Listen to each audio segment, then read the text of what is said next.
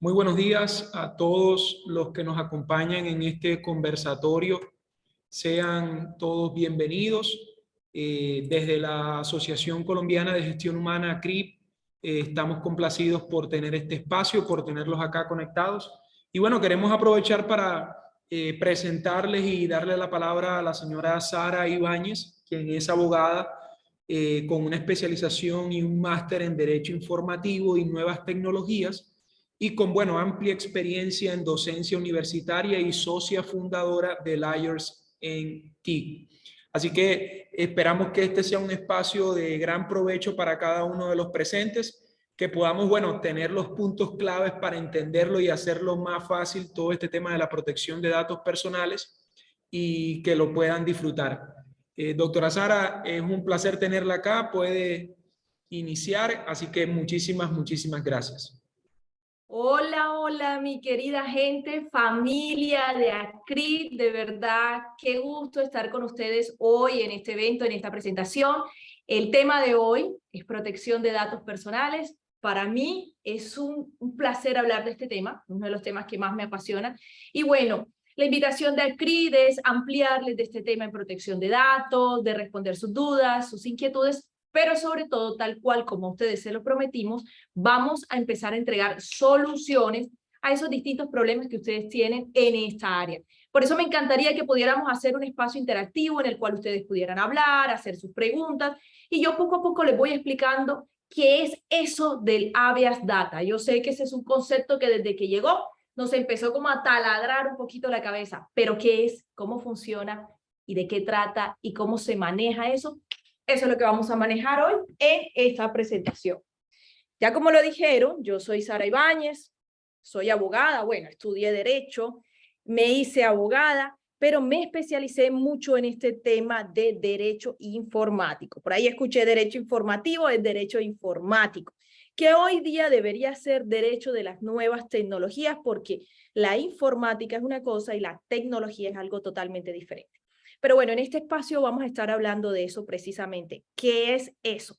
Protección de datos personales. ¿Qué es el habeas data? Me gustaría que pudieran encender sus cámaras porque me siento como hablando sola en un monólogo.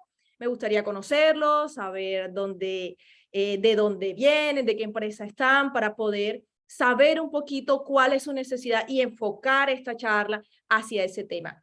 No es una charla cuadriculada, no tengo como una dinámica de un tema encajonado. La idea es que podamos trabajar este tema conforme a las necesidades que ustedes tienen. Entonces, partiendo del tema de habeas data, me imagino que si están aquí es porque en algún momento ustedes empezaron a sentir, ¿qué es esto del habeas data? ¿Qué es? La expresión habeas data, que ha sido muy mal interpretada, que ha sido pues tratada de mala manera, por así decirlo, donde la gente empezó como que, uy, ahora me encargaron. Eso fue lo que escuché muchas veces de gente en las empresas. Ahora me toca, ahora me endilgaron a mí hablar de este tema de encargarme del habeas data en la empresa. ¿Qué es eso? ¿Cómo funciona? O como dicen o decimos en la costa, no sé si todos son de la costa, ¿con qué se come eso? Habeas data. Habeas data se le conoce o es aparte del concepto de protección de datos personales. Habeas data es una expresión en latín que significa hay datos. Punto. That's it. Mucha gente la ha utilizado como para subirse o mostrar o pretender dar más, ¿cómo les digo?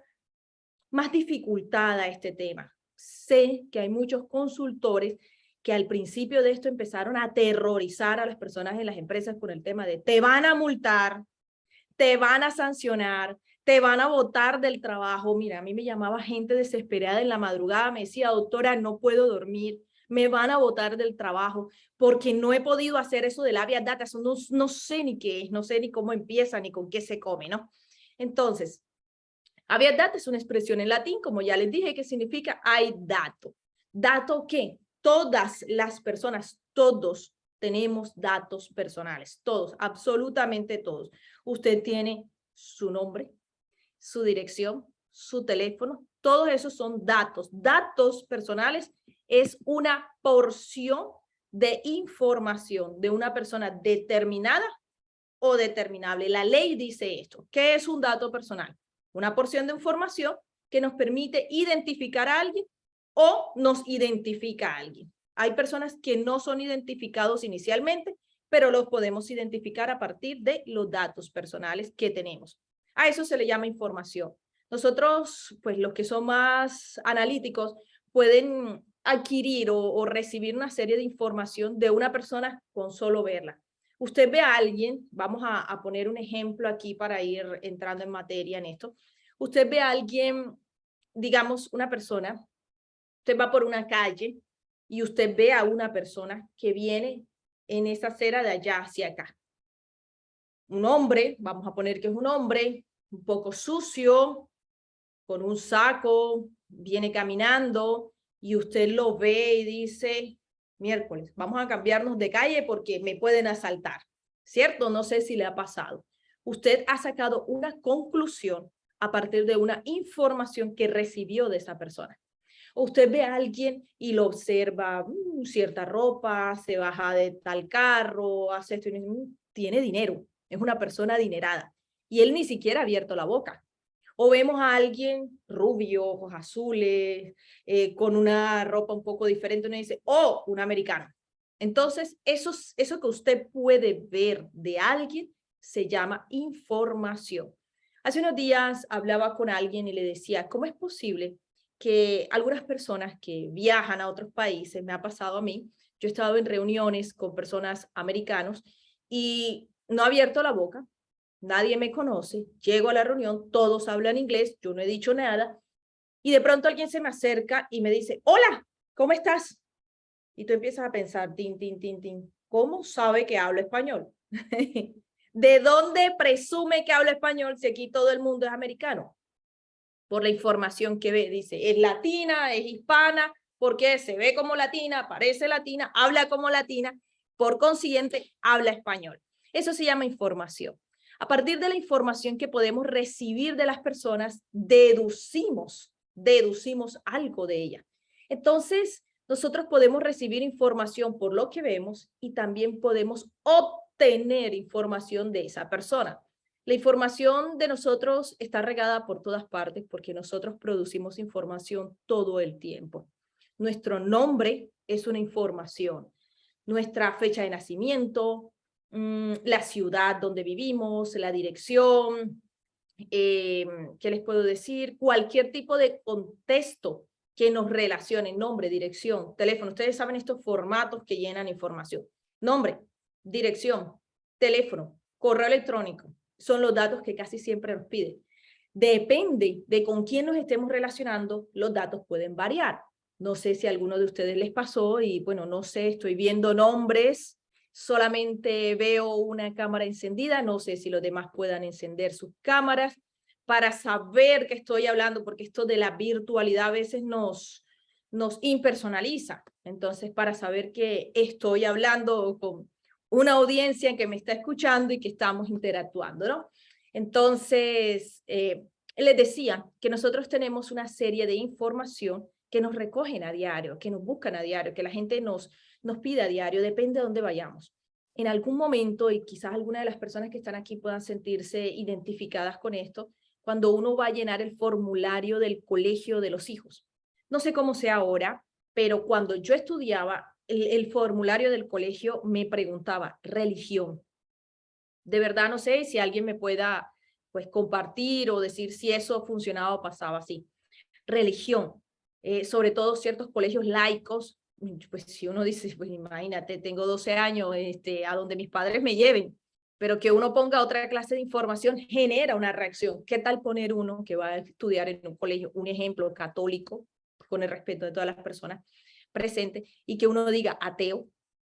Eso genera una información que puede llevar a la toma de una decisión.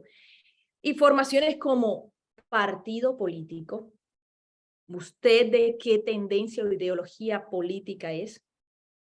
Imagínate en estos tiempos tan convulsionados en Colombia, donde casi que hablar de política es exponerse uno a una palestra pública, porque hoy día no hay nada bueno, nada malo. Entonces, ese tipo de preguntas como casado, estado civil, esa pregunta, estado civil, casado, soltero, divorciado, viudo, eso me dice mucho. Si yo veo a alguien de unos 40 y tantos y me dice soltero, empieza uno a deducir, porque mira, uno colombiano, uno es chismoso, ¿o no? Uno empieza a deducir, soltero, 40 años, pero si uno ve viudo, ay, pobrecito. Ah, divorciado, ¿qué pasó ahí? De cosas no le preguntan a uno cuántos divorcios llevas ya encima, porque el formulario no lo dice, pero todo el tiempo nos piden información. Si uno va a un centro de salud, a un centro médico, la información no solo se pide, sino que se obtiene de nosotros, porque usted le hace una serie de exámenes y de análisis y le dan información. Está embarazada, padece de tal enfermedad, tiene VIH. Imagínense toda esa información alrededor de una persona. Y esa información es considerada y es clasificada por el régimen de protección de datos. Colombia, desde la Constitución de 1991, consagra una serie de derechos que el país protege. Voy a pasar este tema para ahora enlazarle qué tiene que ver con los datos. Colombia consagra unos derechos como es el derecho a la privacidad, al buen nombre, a la honra y el honor. Y dice que todos los colombianos tenemos derecho a que se nos respete nuestra privacidad, nuestra información, nuestros datos. O sea, tenemos ese derecho constitucional.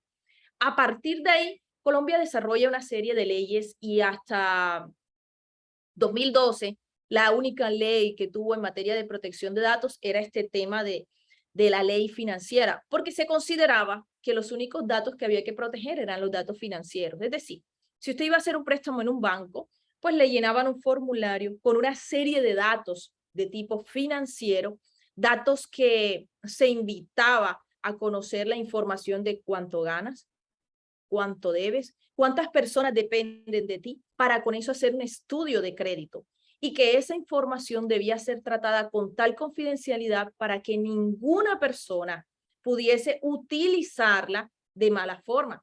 Por ejemplo, si vamos a hacer un estudio de crédito para alguien que se gana 1 millón de pesos y que trabaja en tal empresa, esa información debía mantenerse con total seguridad en el banco o la entidad que había hecho el estudio y que tenía una finalidad específica, el estudio de crédito.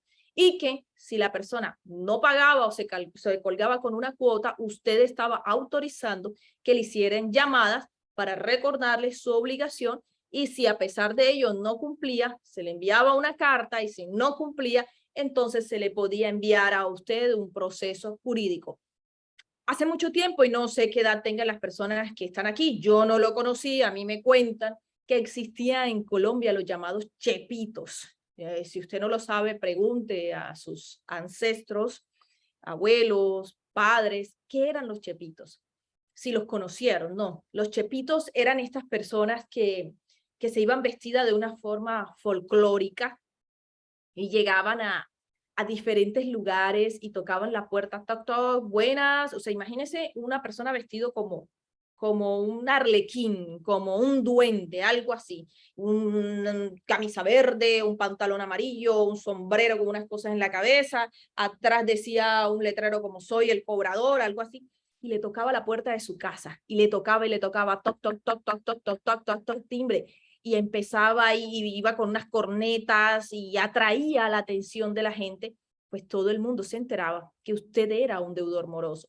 Realmente la intención era avergonzar a la persona para exponerlo y de cierta forma generar presión para que pagara. Pero mira de qué manera.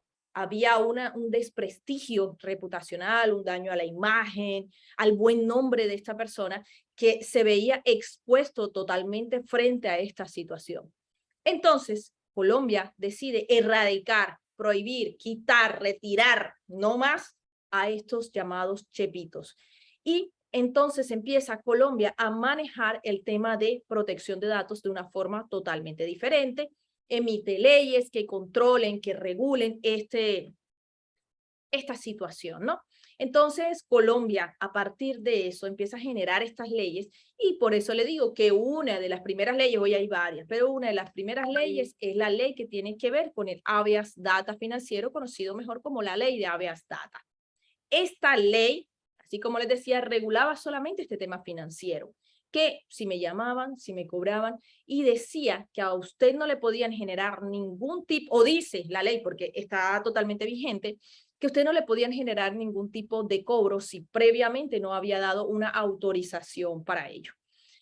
A partir de ahí empiezan a desencadenarse una serie de situaciones y sobre todo teniendo en cuenta el boom y el disparo de las redes sociales y de la información y de la imagen de la persona, a partir de ahí empiezan a relacionarse datos que no están contemplados en el tema financiero, pero que hacen parte de mi información. Un ejemplo de esto son los datos sensibles, como lo que yo le decía a ustedes, que le llenaban la lista del colegio y le decían, ¿y de qué religión es el niño? Perdón, disculpe.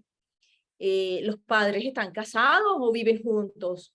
O sea, los colegios sobre todo cometían muchas arbitrariedades, abusos o intromisiones en la privacidad, recaudando datos que realmente no cumplían una finalidad específica.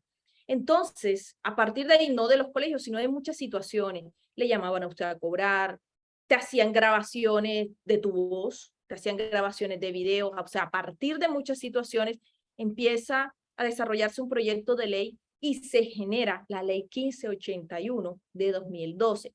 Esta ley es muy amplia, muy interesante, muy bonita, es una ley muy bonita, por lo menos a mí me encanta esta ley, porque esta ley es la que protege realmente hasta cierto punto el tema de los datos personales y obliga a las entidades que tratan datos personales a someterse a este régimen. Entonces ahí empezó la confusión de muchas personas, decir, bueno, ¿y ahora qué tengo que hacer?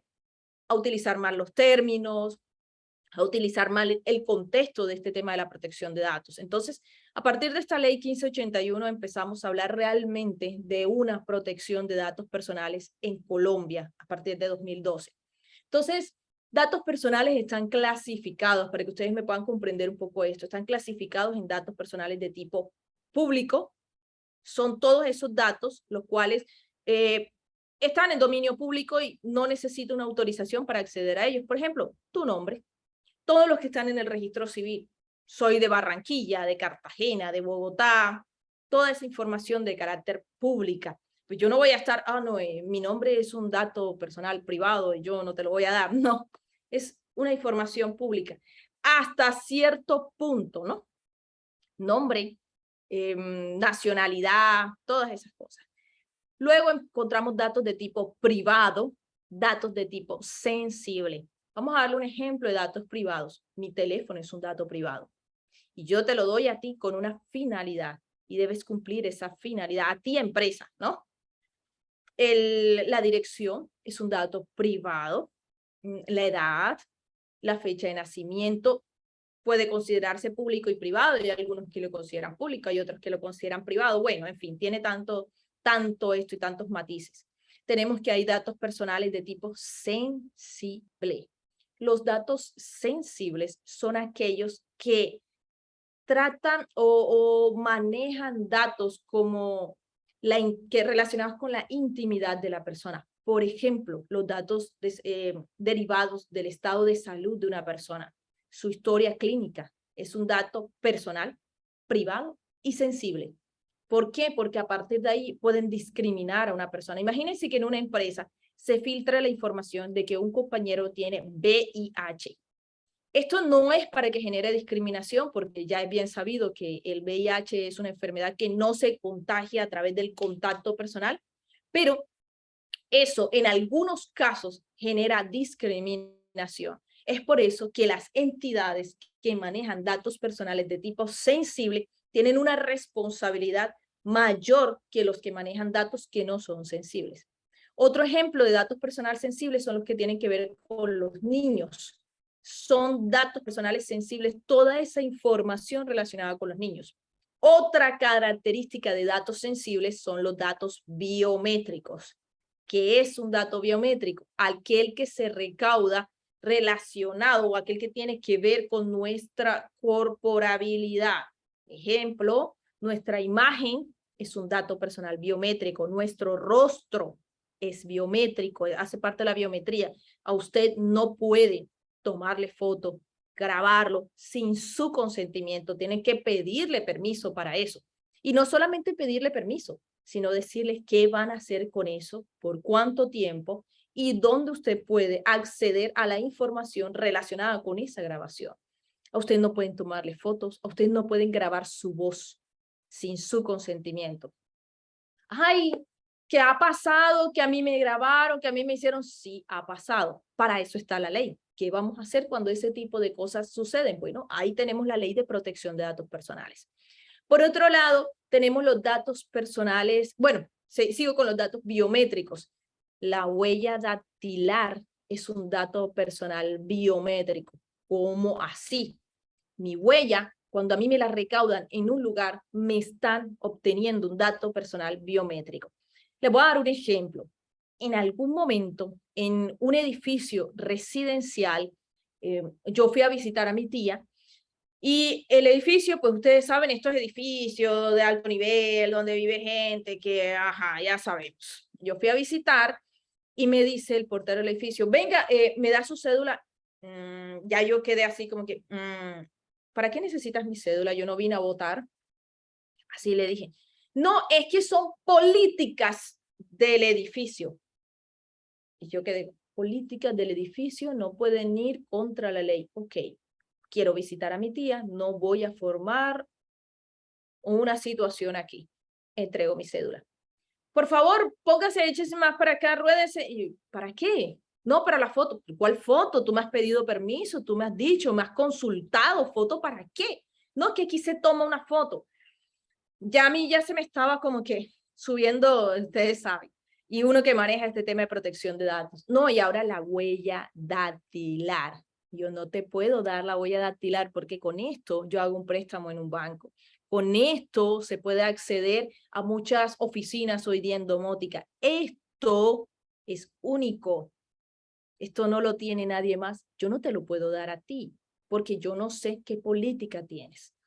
Ahí se formó un tira que jala que no les voy a ahondar en eso, pero para ingresar allá, al fin terminé entrando, ¿no?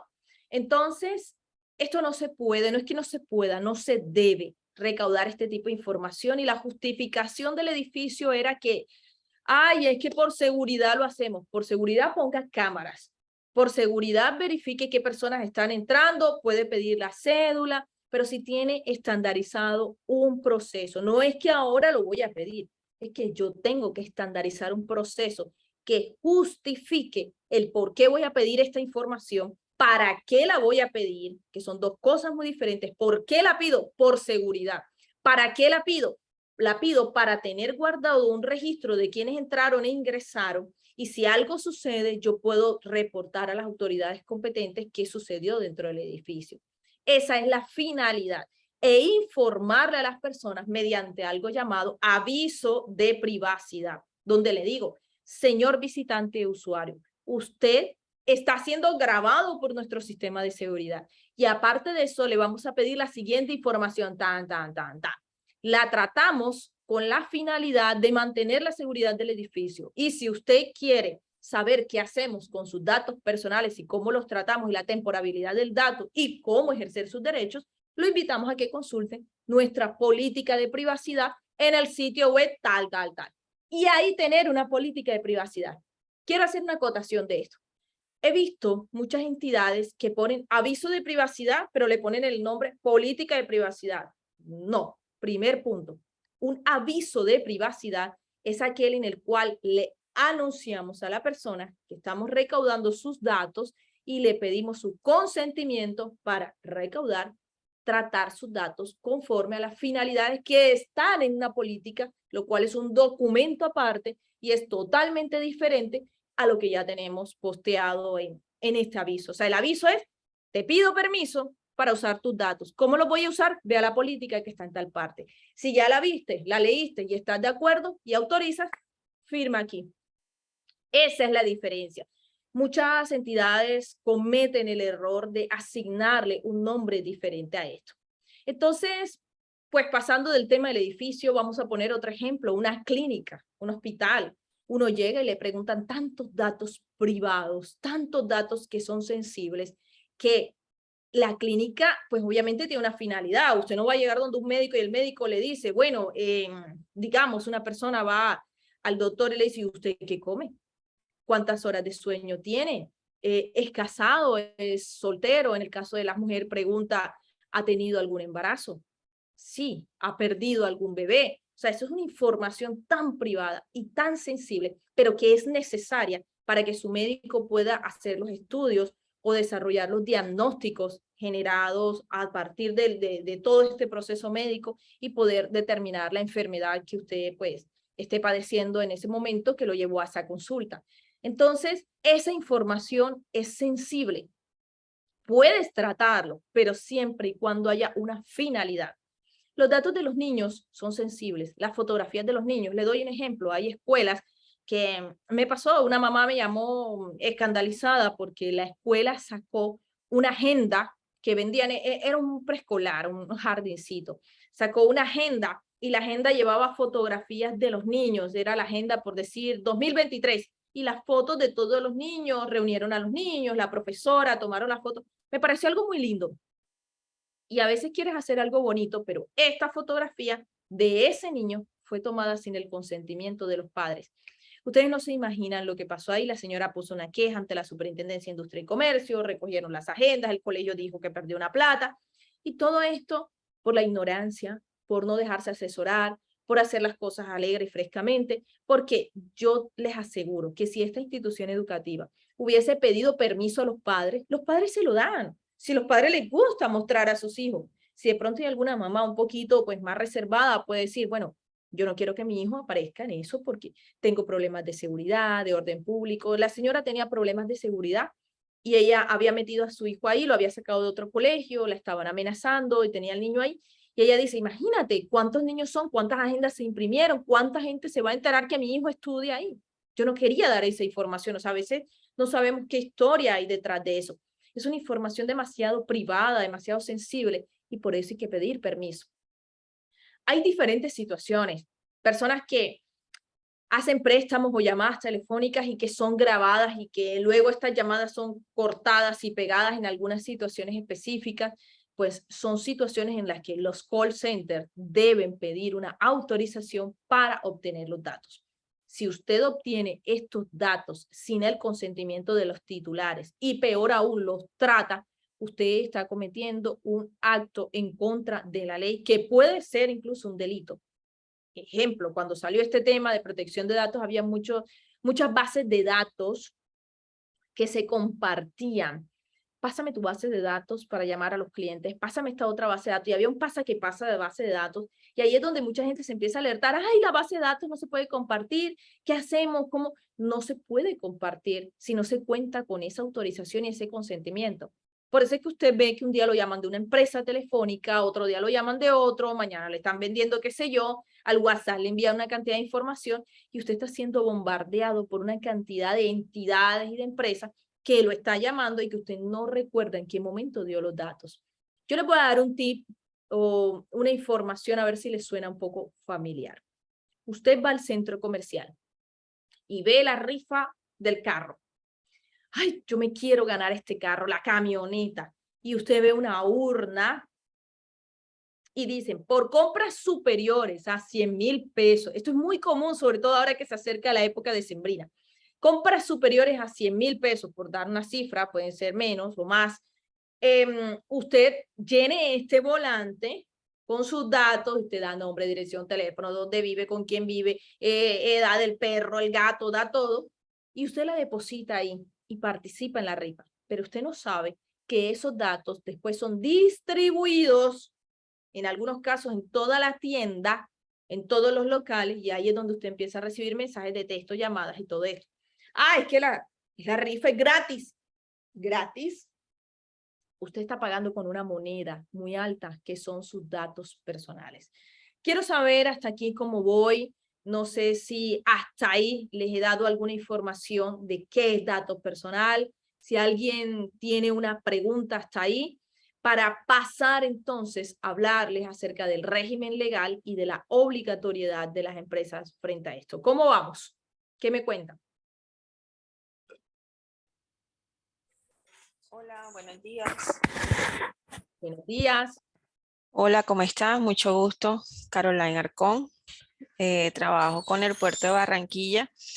Y bueno, sí tengo una pregunta eh, que quiero que de pronto me ayudes a aclarar. Claro que sí. Cuando se está recopilando información personal, por ejemplo, de una capacitación, ahorita con este tema de la virtualidad manejamos muchos formatos de Google. Una práctica que de pronto se tiene es que al final se coloca la leyenda de datos personales y la autorización. Ese tipo de formatos deben tener, la pregunta es, ¿ese tipo de formatos deben tener autorizo, no autorizo? Y si no autorizo, ¿qué debe pasar con la información de esa persona? O sea, ¿se tiene que eliminar automáticamente o no se debe permitir guardar o no continuar con el proceso? O sea, ¿cómo sería, cómo podríamos manejarlo? Ok, Carolina, muchas gracias por tu pregunta y de verdad que es muy puntual y muy propia de la innovación. Sí, se está utilizando mucho este formato de Google. Los Ujú. formatos de Google traen una leyenda preestablecida, pero que realmente no es la que debemos utilizar. La compañía debe tener política de protección de datos, que me imagino que se hizo en su momento, políticas que deben ser revisadas a partir del momento de la virtualidad, porque mucha gente hizo su proceso de protección de datos, pero que no ha revisado sus políticas, porque la virtualidad cambió la forma de recaudar y de tratar los datos, incluso la forma de trabajar es muy diferente a lo que era antes, ¿no? En temas del recaudo, sí debes darle a la persona la opción de sí y no. Si la persona a usted le dice, va a participar en el evento de tal cosa, llene sus datos, tan. Al final, desea con su inscripción en este formulario, nosotros, entidad tal, trataremos sus datos con la finalidad de contactarle para el evento, enviarle información, pues ya ahí usted pone todas las finalidades, y las demás que serán tratadas conforme a nuestra política en este link. ¿Autorizo? Sí, no. Si la persona autoriza, pues perfecto, listo, no importa, trata los datos. Pero si no autoriza esos datos personales, me imagino que si dice que no, no se puede subir o cargar a la base de datos. Si aún a pesar de que diga que no, se suben o se cargan a la base de datos, aquí hay dos situaciones en particular. La primera, que algo está fallando en el software o en el manejo que están dándole, porque no debería de cargarse una información de alguien que dijo que no. Y si ustedes tratan esos datos personales, eso es peor que tratarlos sin pedirle consentimiento. Porque si yo no te pido consentimiento, bueno, me puedo cobijar un poquito en la ignorancia. Ay, no sabía de esto. Pero si te pido el consentimiento y me dices que no, y a pesar de eso los tratas, la sanción es mayor, porque sabías y lo hiciste contra mi voluntad.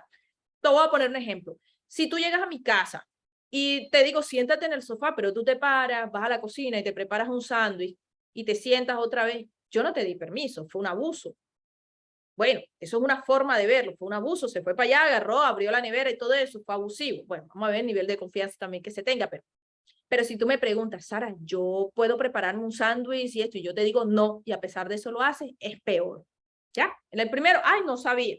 En el segundo es peor, pero no deberían de tratarse esos datos personales. De hecho, tratar esos datos personales sin consentimiento es contrario a la ley y genera sanciones muy drásticas que está manejando la Superintendencia de Industria y Comercio en esta área de protección de datos personales, ¿no? Entonces, no debería. ¿Qué sugiero yo? Que los formatos, pues, estén elaborados o programados, que es la palabra, de tal manera de que la información que se va a recaudar solamente se cargue siempre y cuando la persona diga que sí. Eso. Yo, y esto es un consejo, yo no coloco la palabra no, no les doy esa opción. Les digo sí, y si no quieres, salte del formulario. Entonces solamente quede sí autorizo, clic y subir el formulario. Le quito el no, porque el no es darle una opción y realmente yo necesito los datos personales de esa persona, o sea, se necesita. Ve a un médico, ¿usted qué comió anoche? No, doctor, es una información privada, sensible, yo no le voy a decir. Tipo de sangre, no, eso es sensible. Y entonces, hay información que se necesita para tratar los datos personales. Claro, eso fue lo que sucedió y pues ya que hemos hecho la introducción en datos personales, me voy al tema del régimen de las empresas.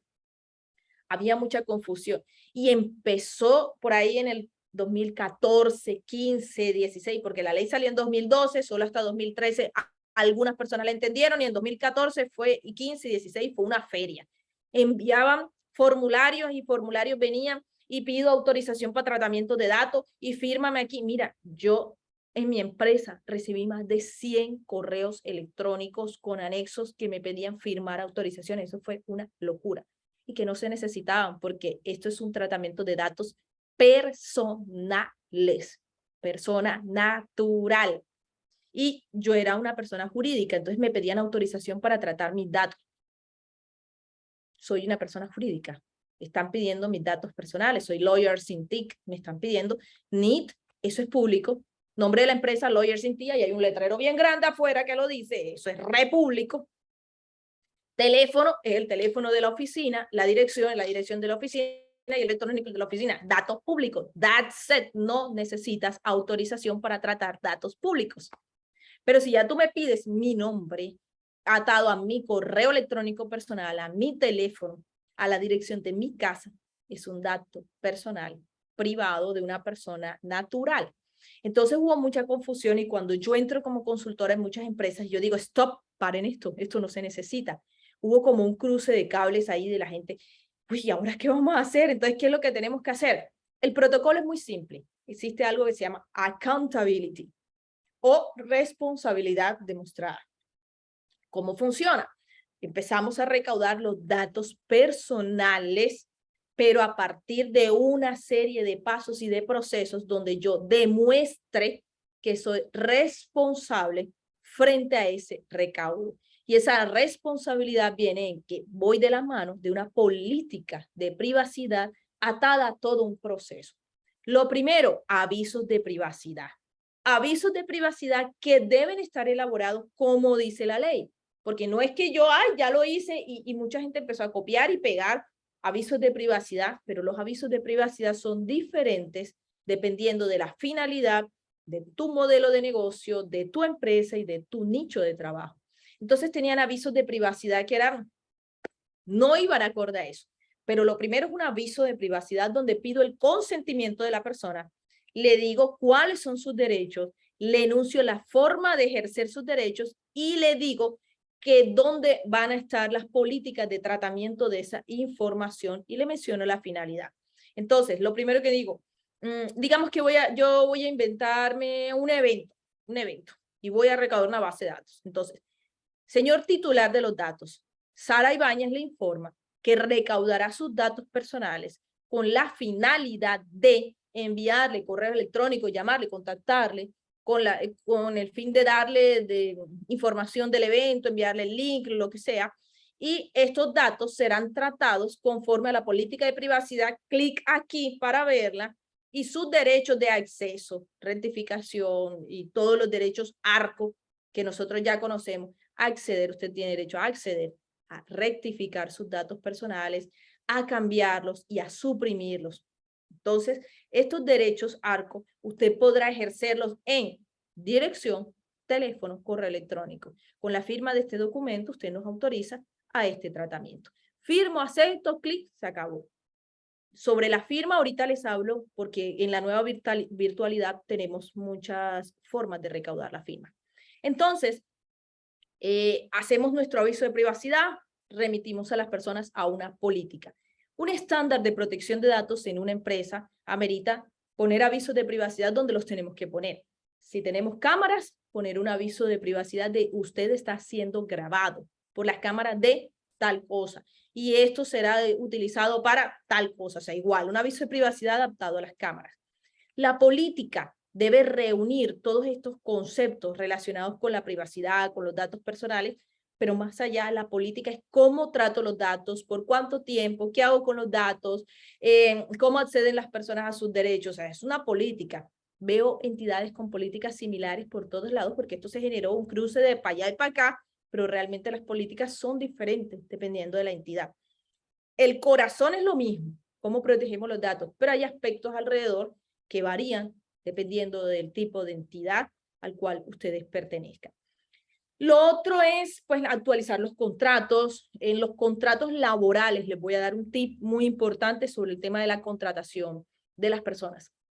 Los contratos laborales, la gente comete un error muy común, y es de poner una cláusula, y si quieren ustedes revisen sus contratos laborales que tienen en sus empresas, una cláusula donde le decimos a la persona, usted autoriza a tratar los datos, a que tratemos los datos personales, y ponemos esa cláusula. Pero se nos olvida que ese empleado que va a entrar a la empresa, también dependiendo de su cargo, sobre todo las personas que trabajan en gestión humana, dependiendo de su cargo, tratan datos de otro. Así que el contrato laboral debe tener una cláusula adicional que se llama la cláusula de compromiso frente a los datos personales. No la están usando. He ido a muchas entidades donde veo que no la tienen. Lo primero que pido son los contratos. Y esta cláusula especial debe invitar o advertir al empleado que se comprometa frente al tratamiento de los datos personales que terceros le han entregado a la empresa, y entender que debe darle un tratamiento conforme a la privacidad y a la seguridad de esa información. Es decir, el empleado se compromete a mantener la confidencialidad frente a esos datos y a darle un adecuado tratamiento a los datos. A veces nos enfocamos en la confidencialidad de la información de la empresa global, pero no hacemos énfasis en el tema de los datos personales y la confidencialidad de los datos de terceros. Por eso es bueno y es recomendable incluir esta cláusula. Y si no la tienen, eso es sencillo, se hace un otro sí, se pone dependiendo, hay personas que tienen un cargo de mucha responsabilidad frente a los datos. Entonces, bueno, hicimos las políticas, pusimos nuestros avisos, actualizamos nuestros contratos, aunque ya en este momento no hay que hacer esos procesos de contratos y enviárselos a todos, sino que ya los contratos vienen con este clausulado.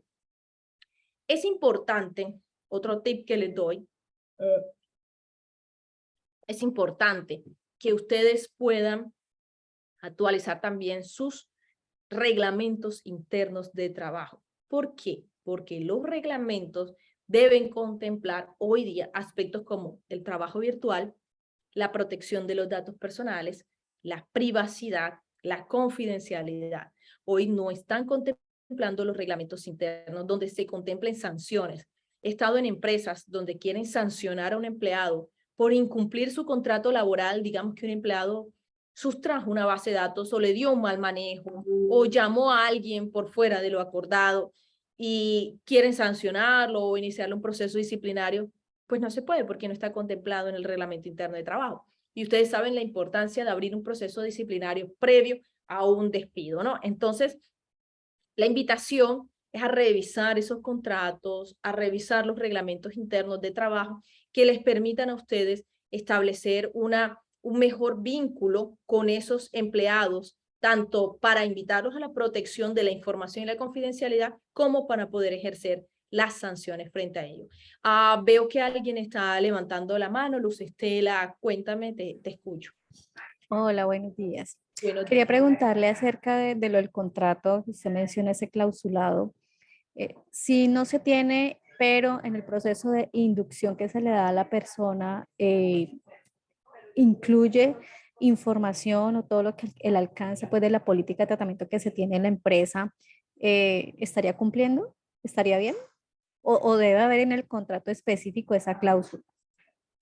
no sé cómo sea el proceso de inducción allá en la empresa, pero si tú le estás avisando a la persona, estamos en un proceso de inducción y vamos a tratar los datos personales, esa persona no está vinculada con la empresa ni tiene ningún tipo de responsabilidad. La responsabilidad entre ambas partes se constituye mediante el contrato laboral o el contrato de prestación de servicios que elaboren, no sé cuál sea la forma, pero la responsabilidad sí debe estar en la contratación, porque dado una situación no pueden salir, no, que es que recuerdas que en la inducción te dije que tú sabías, que mira que firmaste esto, la validez realmente se anexa con el contrato. Te podría servir, no, es que no sé qué documento están manejando, pero podría servirte algo que manejes como un soporte de evidencias, como para mostrar alguna cosa que sume dentro de un proceso, pero no realmente te daría mucha validez frente a eso. Y si no lo han hecho, es hora de empezar a actualizar esas responsabilidades, porque hoy día he visto muchas sanciones. Personas que han sido despedidas, por ejemplo, me despidieron que por los datos y esto, pásame tu contrato. Lo dice. No existe una responsabilidad frente a eso. No, pero es que aquí todo el mundo sabe porque hicimos una capacitación. No, no es que yo sepa, es que comprométeme. ¿Vale? Ese es el punto. No sé si eso aclara tu pregunta, no sé cómo esté funcionando ese proceso en la organización. Sí, gracias, la claridad está muy bien. Sí, acá en el proceso de inducción sí hay un documento, digamos, un formato donde cada inducción, pues en el tema de TIC, en diferentes pues, aspectos que persona pues debe conocer, se le hace firmar esa debida inducción frente a cada uno de esos temas. Ok, perfecto, pero en el contrato no se le está poniendo a firmar. Bueno, no le sabría decir. Hay que revisar, usualmente cuando encuentro veo que los contratos no lo tienen y pues hay un vacío ahí en materia de protección de datos. Ok, gracias. Con mucho gusto. Hay otros contratos, hay otros aspectos que debemos entrar a regular y es la responsabilidad que hay frente a los datos. Vamos a darle un ejemplo. Imagínense que yo tengo un bebé y yo le entrego el bebé a usted para que usted me lo cuide, me lo bañe y me lo mantenga ahí. Cuidar y bañarlo está bien, pero hay una responsabilidad y es de mantenerlo seguro. Entonces, los datos personales funcionan así como un bebé y hay una responsabilidad frente a ellos y es mantenerlo seguro, evitar que terceros no autorizados accedan a esa información. Digamos que yo le doy la información a un laboratorio clínico, nombre, dirección, teléfono, estado de salud, tipo de sangre, tal cosa, esto y tiene tal enfermedad. Esa información yo autoricé al laboratorio clínico recaudar, hacer el estudio, dárselos todo, pero de alguna manera se filtra la información porque no estuvo segura. Pasa mucho en el caso de los artistas, para darles un ejemplo y ahora les digo en el gremio laboral.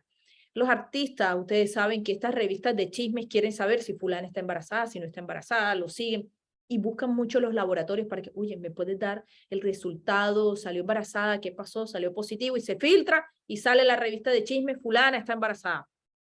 Estuve atendiendo un caso así y bueno, pedí que la revista de chisme revelara sus fuentes, se ampararon en el tema periodístico, que no podían, que no debían revelarlo, pero empezamos a averiguar y pues obviamente se había filtrado por el laboratorio, se invitó y el laboratorio quería endilgarle una responsabilidad a un empleado, pero sus cláusulas laborales no contemplaban el tema de la seguridad de los datos y la responsabilidad que había. Aunque hay una presunción legal frente a esto, debe haber un compromiso formal dentro de la contratación y esa es la invitación. No esperar que les pase, sino establecer el compromiso. En materia laboral, hay mucha información confidencial, sobre todo de los empleados. Llaman por teléfono y dicen, oye, quiero saber cuánto gana fulano. Está de vacaciones, lo acaban de ascender. Esa es una información confidencial. y que el empleado está obligado a mantener esa confidencialidad, si es cierto, es presumible, pero póngaselo dentro del contrato. Ahora, la seguridad de los datos es otra cosa. Yo no lo revelo, pero tampoco voy a dejar mi computadora abierta para que llegue un tercero y la vea. Voy a decir algo que es muy común. Hay compañías que tienen accesos a las computadoras y ponen las claves, las contraseñas. Admin o usuario, tal cosa. Clave, tal. Entonces, esta compañía a veces la persona no fue a trabajar y entonces, ay no, fulano entra a la computadora y todo el mundo tiene acceso, sobre todo en estos que son como locker o cubículos, tienen acceso cualquier persona a la información que está ahí en la computadora. Entonces, eso es una irresponsabilidad frente a la seguridad y a la custodia que tienen frente a los datos. De ninguna manera. Yo trabajé en una universidad, me reservo el nombre, donde prácticamente nos obligaban a que tuviésemos el admin y el usuario ahí porque cualquier docente podía entrar a la computadora. Pues yo me negué rotundamente a esto, pues explicando específicamente cómo era y cómo funcionaba el tema de protección de datos personales, ¿no? Entonces, es un llamado también a que haya una responsabilidad frente a la seguridad de los datos. Esto se llama el proceso de accountability y cuando se implementa el proceso de protección de datos, se debe ir cumpliendo la guía de responsabilidad demostrada punto por punto. Avisos de privacidad, seguridad de los datos, protección de los datos y cada uno tiene una profundización. ¿Tenemos los datos seguros? Sí. ¿Cómo? ¿Cuándo? ¿Qué? ¿Qué software? Hay gente que utiliza los datos, bueno, ya todo el mundo nos autorizó y todo el mundo se preocupa. ¿Ya me autorizaron para utilizar los datos? Sí, ya te autorizaron. Pero ¿dónde los estás guardando? ¿Cómo los estás guardando? ¿En qué parte los tienes guardados? Ah, es que tenemos un software. Imagínense ustedes, son tremenda empresa multinacional, tal. Bueno, esto no pasa mucho en las multinacionales. La empresa. Y usted dice, bueno, todo el mundo nos autorizó y te firmaron, te dieron los datos, todo. Pero ahora vamos a guardarlos en el software de Pepito Pérez, emprendedor. Apoyo mucho a los emprendedores, pero Pepito Pérez, emprendedor, que los está tratando. Entonces, usted todos los datos se los envía a Pepito Pérez, que tiene un software que los maneja, los trata, lo que sea, digamos un software contable externo que usted contrata o un software de gestión de la información.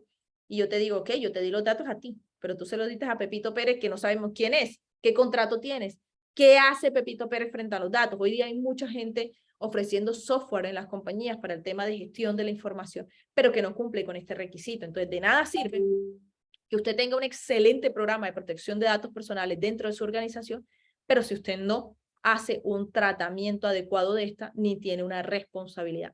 Esos son los puntos que he querido compartirles hasta ahora. Pues bueno, quiero saber cómo vamos. Me dieron 1 hora, confírmenme por favor el personal de ACRIP si es 1 hora.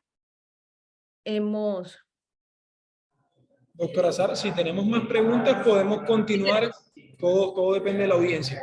Y la presentación pues tiene 1 hora, he tratado de resumir la historia, hasta la responsabilidad frente a los datos, hasta sus compromisos y algunos tips. Pues empezamos unas preguntas, no sé quién tenga más preguntas para aclarárselas o algún caso, una situación. La invitación iba a conocer qué situaciones se le han presentado a ustedes en su empresa que podamos estar aquí para resolver, ¿no? Entonces, no sé quién más tenga preguntas al referente a esto.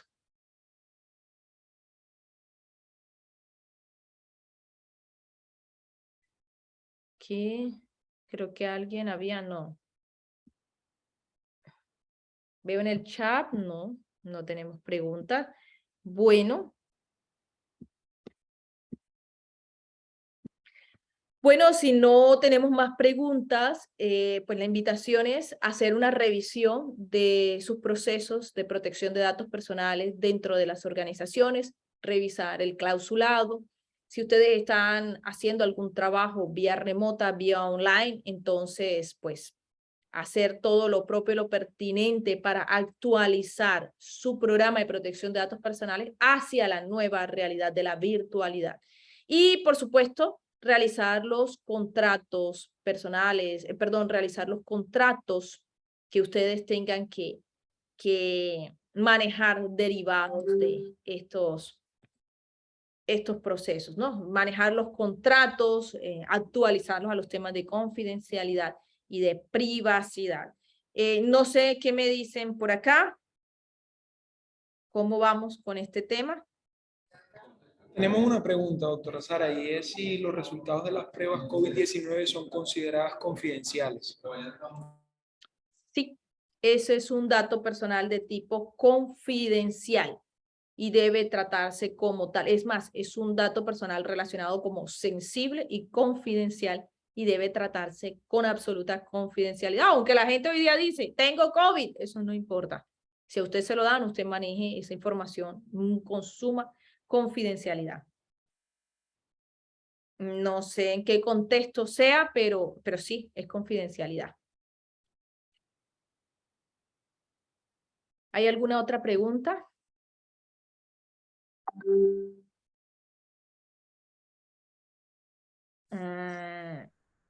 ¿Alguna otra pregunta? No sé si tengan otra pregunta.